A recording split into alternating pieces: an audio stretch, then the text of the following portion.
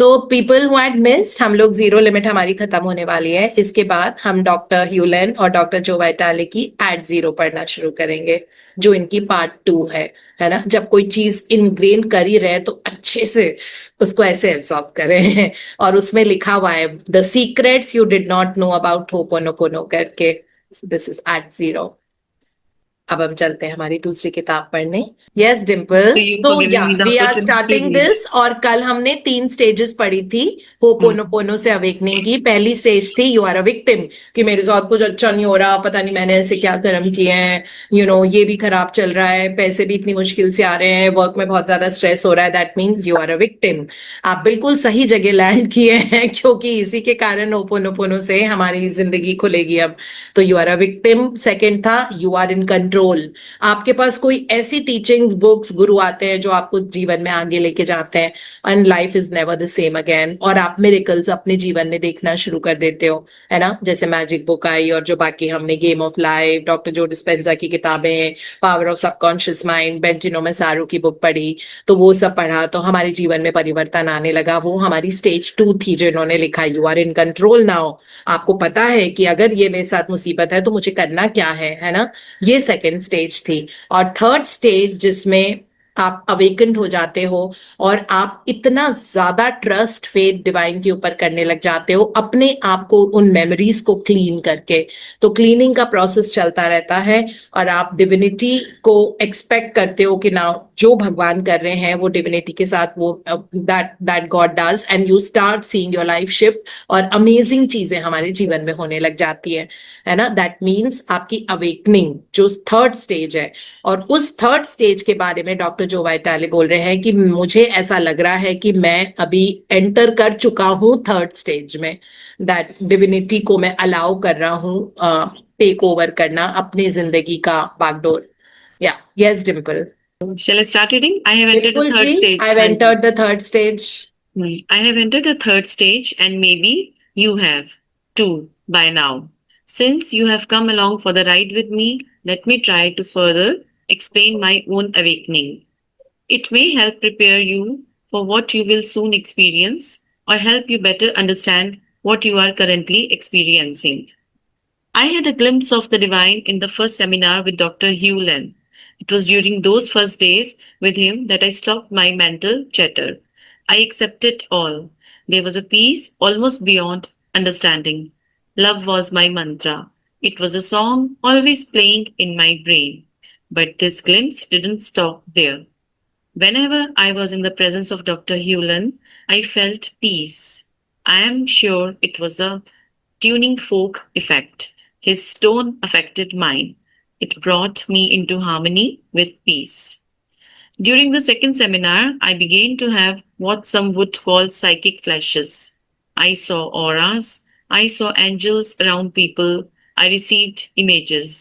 I still remember seeing invisible cats around Nerisa's neck. When I told her, she smiled. Whether the image was real or not, it sure altered her mood. Just a minute, कोई comment? She beamed. या Doctor, so we'll just understand this. इसको हिंदी में समझ लेते हैं। तो जो 3 stages समझाने के बाद डॉक्टर जो वाइटाले बोल रहे हैं कि मुझे अब ऐसा बहुत क्लियरली दिखता है कि मैं थर्ड स्टेज में आ गया हूं, क्योंकि मेरे साथ कुछ ऐसे एक्सपीरियंसेस अभी हुए ऑफ लेट जिनके कारण मैं ये बोल सकता हूं कि डिवाइन मुझे रास्ता दिखा रहे हैं और वो मेरी लाइफ को लीड करने की कोशिश कर रहे हैं अब। और मैं पूरी तरह से सरेंडर मोड में हूं, और मैं लगातार क्लीन कर रहा हूं। तो उसके बाद उन्होंने बताया कि जैसे जब पहला सेमिनार हुआ था एलए में, उसके बाद कहते हैं कि मुझे एक अजीब सा इंस्पिरेशन अंदर से आने लगा, एक काम, एक पीस लाइफ के लिए, जो जैसे इनके जीवन में बहुत कॉन्फ्लिक्ट रहते थे। जैसे इन्होंने एग्जाम्पल भी बताया था ना कि इनका एक जो वर्कर था जिसके पास सब कुछ था उस सेमिनार के बारे में जो ये करना चाह रहे थे, सारी इंफॉर्मेशन उसी के पास थी, और वो पर्सन गायब हो गया ऑफिस से, ऑफिस ही नहीं आया। और इनको ये लगा कि ये कहाँ चला गया। उसका फिर इन्होंने उन्होंने क्लीन किया, घबराए नहीं। उनको पता था कि उसके पास सारे फ्लॉपीज डिस्क सब कुछ था जिसमें सारा सॉफ्टवेयर प्रोग्राम था, और उसी ने डेवलप किया था और उसी के पास था, और इतना बड़ा इवेंट था वो। तो उसके लिए इनको एक भी बार घबराहट नहीं हुई, क्योंकि वो अभी अभी डॉक्टर ह्यूलिन के सेमिनार करके आए थे और उनको ये पता था that divinity will step in, मुझे बस क्लीन करना है। तो इन्होंने होपोनोपोनो किया था, और वो इंसान तीसरे दिन उसका फोन आया और उसने कहा कि कॉप्स किसी और गलती के कारण मुझे पकड़ के ले गए और मुझे लॉकअप में डाल दिया है। तो मैं एक्चुअली पुलिस स्टेशन में हूँ, और इसलिए मैं आपको कनेक्ट नहीं कर पाया। आज इन्होंने मुझे फोन दिया तो मैं आपको सबसे पहले आप ही को फोन कर रहा हूँ, क्योंकि मुझे पता है कि वो वाला काम है और आपको सारा डेटा देना है मुझे। और इस तरह की बहुत सारी चीजें हुई। फिर डॉक्टर जो वाइटालिक गए अपने उस एम्प्लॉय के से मिलने के लिए पुलिस स्टेशन, और वहां से उन्होंने बेल करके उसको छुड़वाया भी, है ना। तो इस तरह की बहुत सारी चीजें डॉक्टर जो वाइटालिक के जीवन में हुई थी पहले सेमिनार के बाद में।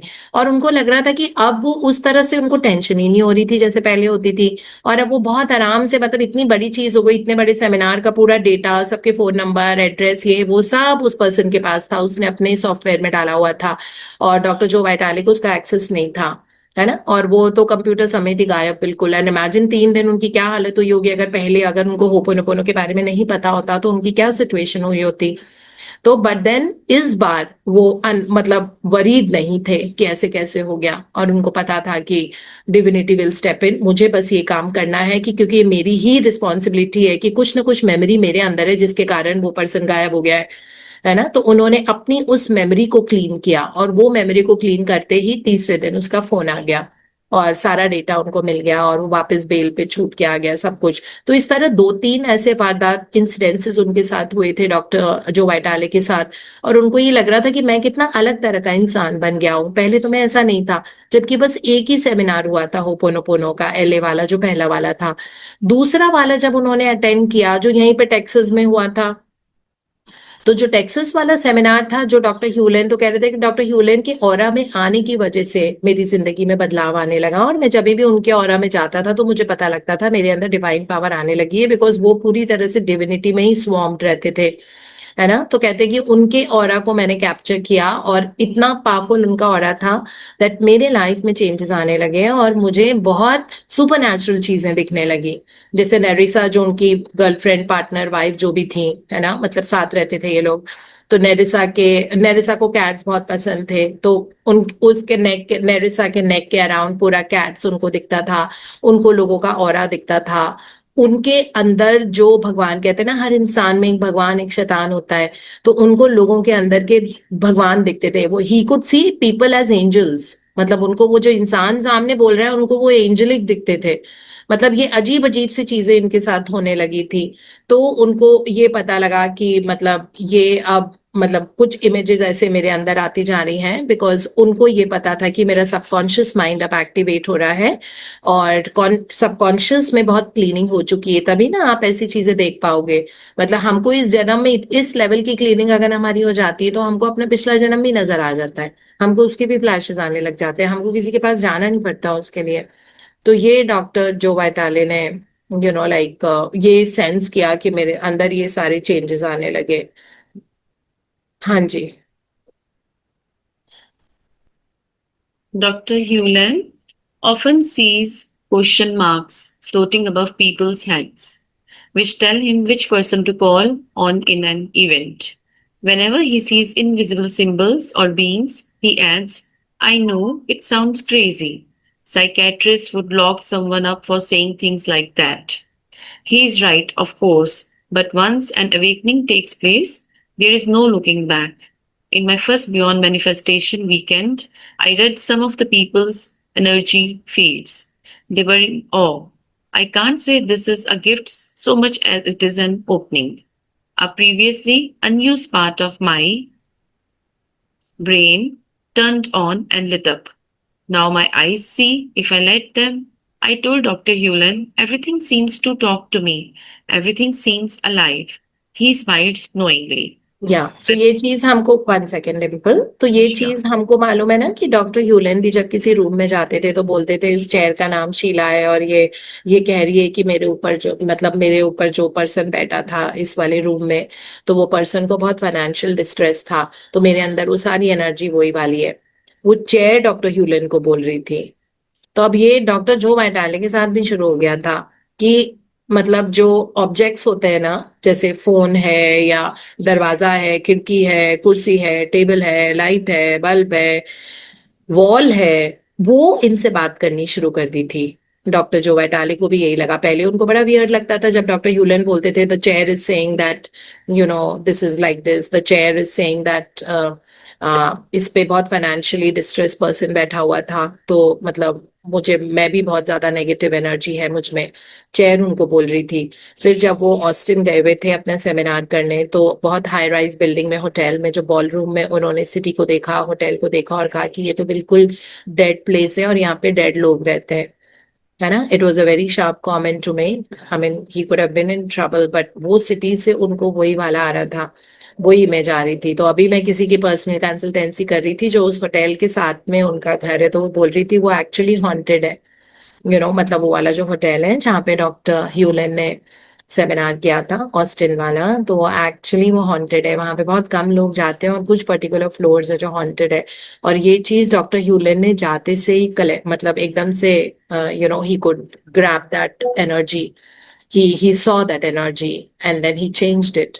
क्योंकि उनका जब सेमिनार होने वाला था और वो उसी रूम में होने वाला था, और वो बोल रहे थे कि सारे तो डेड है यहाँ पे, चेयर भी डेड है, रूम भी लाइफलेस है, इसमें भी कोई जान नहीं है, जो यहाँ टेबल कुर्सी है वो भी सब ऐसे ही है ना। क्योंकि डॉक्टर जो वाइटाले, डॉक्टर ह्यूलन को वो सब दिख रहा था।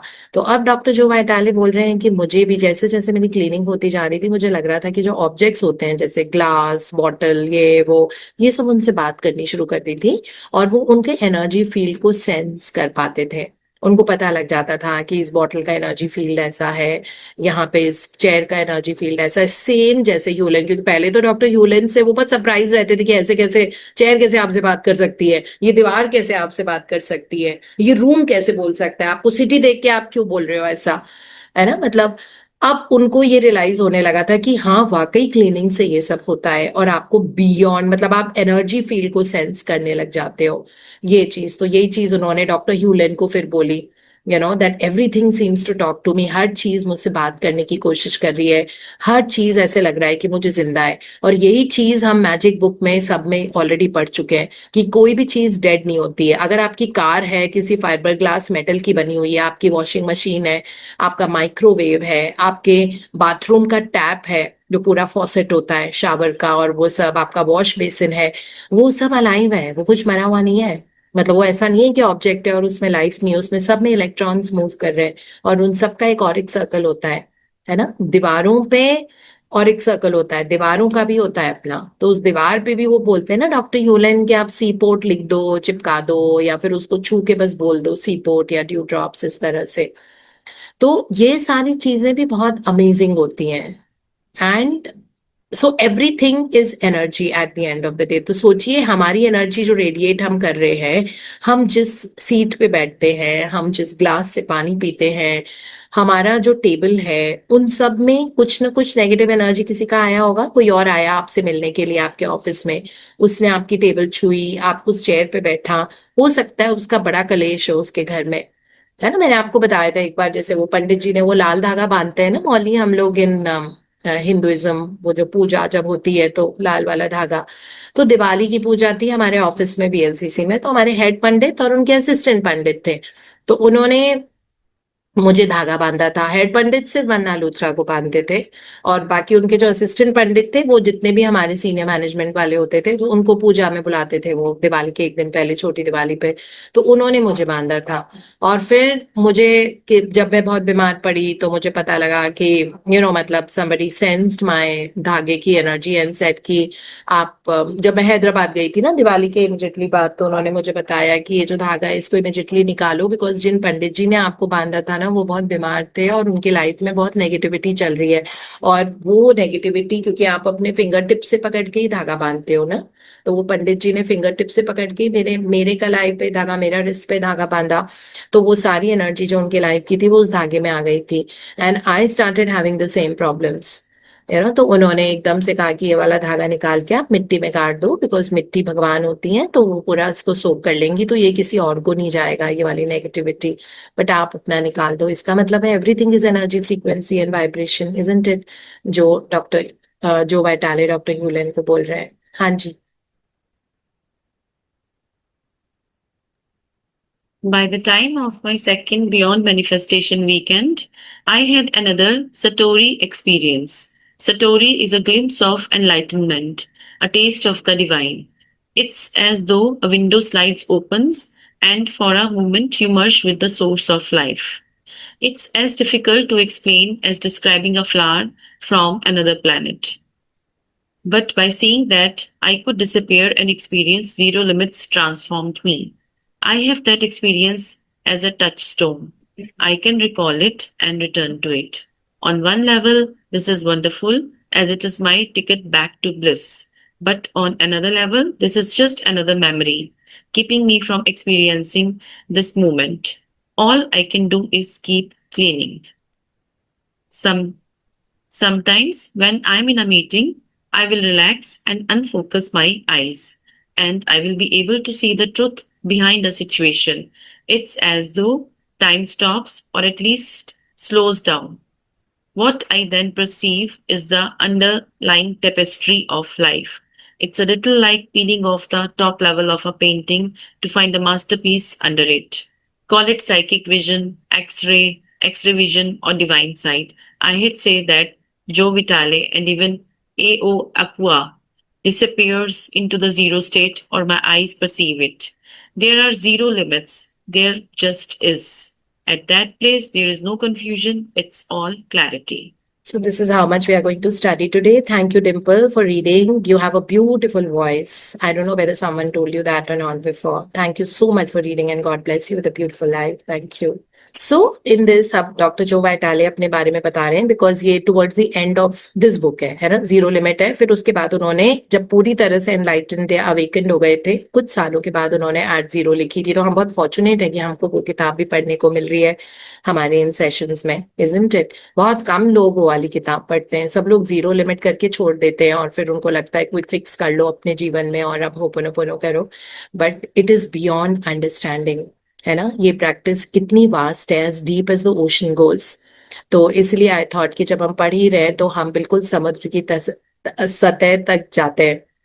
ओके, नाउ इसमें जो दो पैराग्राफ्स अभी हमने पढ़े, जिसमें डॉक्टर जो वाइटाले कहते हैं कि मेरे साथ बहुत सरियल एक्सपीरियंसेस होने लगे थे, एंड सैटोरी एक्सपीरियंसेस, जिसका मतलब होता है उनको ऐसा लग रहा था कि उनको ना फ्लैशेस आने लग गए थे, जैसे एकदम से उनको लगता जैसे बैठे होते या कहीं जा रहे होते कि एकदम से कोई विंडो खुली और बाहर से गोल्डन लाइट आ रही है। तो वो कह रहे हैं कि इसको शब्दों में ढाल पाना बहुत मुश्किल है, मतलब जो एक्सपीरियंसेस मेरे साथ होते थे। और कहते हैं कि जैसे कोई फ्लावर है जो आज तक कभी नहीं देखा, तो कहते हैं जैसे इन्होंने एक्सप्लेन किया है कि अगर मुझे इसको शब्दों में अगर आप लोगों को समझाना हो कि मुझे क्या एक्सपीरियंसेस आ रहे हैं, तो डॉक्टर जो वाइटाले कहते हैं ऐसा मुझे लग रहा था कि मुझे ऐसे फूल दिख रहे हैं जो दूसरे प्लैनेट पे हैं, जो इस प्लैनेट में एग्जिस्ट ही नहीं करते, और मैंने उन फूलों को कभी देखा नहीं है, वो वैसे फ्लावर्स हैं that as if they are from another planet. और वो कहते हैं कि हर चीज की एनर्जी सेंस होने लगी थी और एकदम से ऐसे लग रहा था कि जीरो होने लग गया है, क्योंकि वो लगातार होपोनोपोनो के 4 फ्रेजेस करते जा रहे थे, पीस ऑफ आई प्रेयर करते जाते हैं। Of course peace of I prayers we will tell you in that, जो आप वेबिनार करोगे उसमें। तो वो लगातार कर करके उनको लग रहा था कि उनके बहुत सरियल एक्सपीरियंसेस हो रहे हैं और उनका बीइंग बदलता जा रहा है। और जब वो लोगों से कनेक्ट कर रहे थे तो उनको जैसे एक्सरे करते हैं वैसे उनको पता लग रहा था कि ये कह ये रहे हैं लेकिन ये कहने की कोशिश ये कर रहे हैं। उनको लोगों से मिलते थे, उनको ये पता लग जाता था कि इनके मन में ये वाला सवाल चल रहा है ना। वो बोलते नहीं थे सामने से, तो वो बोल रहे थे कि मैं बियॉन्ड उनका जो फसाड होता था ऊपर से जो मुझे वो लोग दिख रहे थे, मैं उसके बियॉन्ड जा पाता था और मुझे ये पता लगता था कि इनकी लाइफ हिस्ट्री क्या है, जबकि उन्होंने कुछ नहीं बोला था उनको, बट ये समझ जाते थे कि इस पर्सन के लाइफ में ये वाली चीज चल रही है और उसको ये वाली चीज सुनने की जरूरत है। तो उनके लिए लोगों से कनेक्ट करना भी बहुत इजी हो गया था, बिकॉज चाहे लोग उनको बताएं ना बताएं, उनको उनके लाइफ के जीवन में जो भी इश्यूज चल रहे होते थे वो उनको पता लग जाते थे, है ना। तो ये डिवाइन पावर या डिविनिटी, अब उनको ये पता लग गया कि वो डिविनिटी मेरे अंदर से लाइक अब एक्टिवेट हो गई है। एंड उनको ये लगता था जैसे किसी भी चीज को अगर जैसे चेयर का ही था एज एन एग्जाम्पल, जो डॉक्टर ह्यूलन को भी एक्सपीरियंस था और हम सब ने पढ़ा था अभी वन ऑफ द चैप्टर्स में। तो वो चेयर ठीक है, देखने में एक लकड़ी की कुर्सी है या मेटल का चेयर है, उसके ऊपर एक कुशन है। हमको एक नॉर्मल विजन से, एक नॉर्मल आई से, एक नॉर्मल सोल लेवल से इस वक्त इतना ही दिखेगा कि हाँ ये मेटल की चेयर है, वाइट कलर की है, इसके ऊपर एक वाइट कलर का हल्का सा कुशन लगा हुआ है बैठने का, और दो इसके आर्म रेस्ट है हाथ रखने की जगह उस कुर्सी पे। हमको उससे बियॉन्ड नहीं दिखेगा, बट वो उस चेयर को देखते थे तो वो चेयर उनसे कहती थी कि मुझे बचा लो, मेरे अंदर बहुत ज्यादा नेगेटिव एनर्जी है। ये चीजें इनके साथ होने लग गई थी कि मतलब सिर्फ चीजें बताती नहीं थी, प्लस इनको वो ब्लिस वाली फीलिंग होती थी।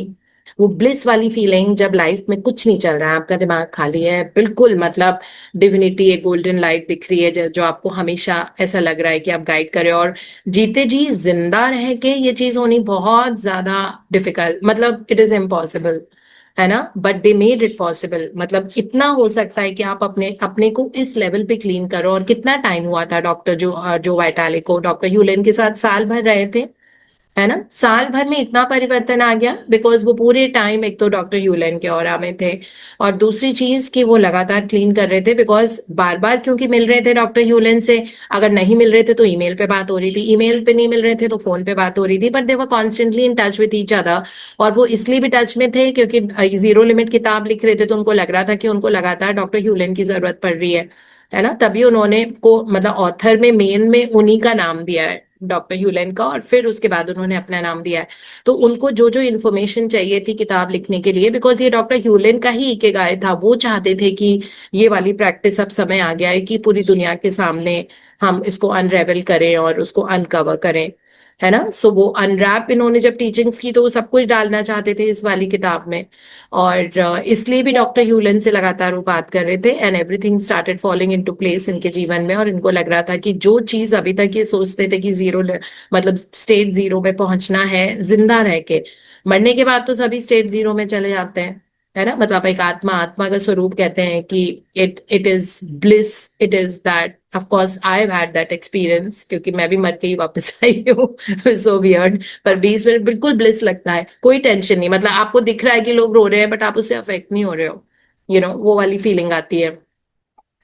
तो वो वाली जो ये सारी चीजें उनको पता लगने लग गई थी, उनको दिखने लग गया था, और अजीब अजीब सी चीजें तो बोल रहे थे कि मुझे बस ये लग रहा था। आई से दैट जो वाइटाले एंड इवन आओ आक्वा, सो आओ आक्वा वाज द नेम जो डॉक्टर ह्यूलन ने इनको दिया था, है ना। अब उनको ये लग रहा था कि मेरी एक लाइक मेरी एक डिवाइन साइट हो गई है, मेरा विजन जो हो गया है उसमें डिविनिटी आने लगी है।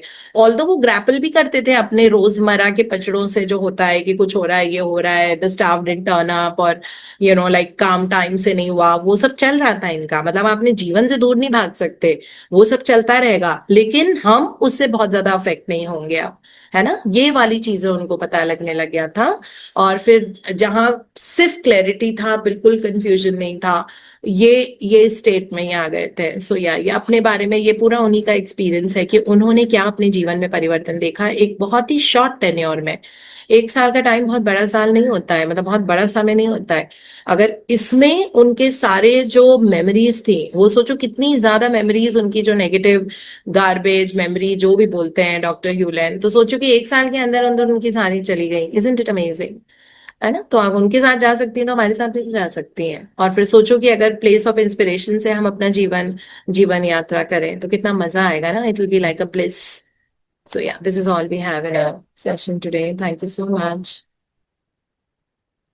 Anyone wants to share or add anything, you can. Otherwise, we can call it a day.